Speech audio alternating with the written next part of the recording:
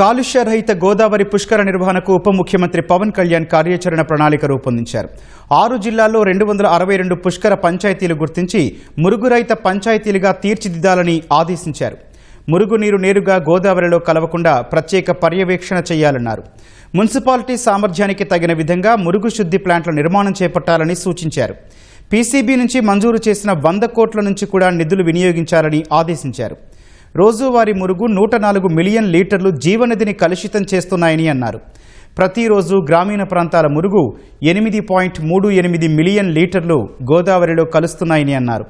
పారిశ్రామిక వ్యర్థాల్లో ఆంధ్ర పేపర్స్ వెదజల్లే రోజువారీ కాలుష్యమే 32 మిలియన్ లీటర్లు ఉంటుందన్నారు. నిత్యం గోదావరిలో కలిసే 13.24 మిలియన్ లీటర్ల ఆక్వా కాలుష్యం వీటికి అదనమన్నారు. పారిశ్రామిక కాలుష్య నివారణకు నిరంతర తనిఖీలు చేయాలని సూచించారు. ఆర్టీజీఎస్ తరహా కంట్రోల్ రూమ్ ద్వారా నిరంతర ప్రత్యక్ష పర్యవేక్షణకు ఆదేశించారు. పర్యావరణ పరిరక్షణకు టాస్క్ ఫోర్స్కు కంట్రోల్ రూమ్ నిర్వహణ బాధ్యతలు పవన్ అప్పగించారు.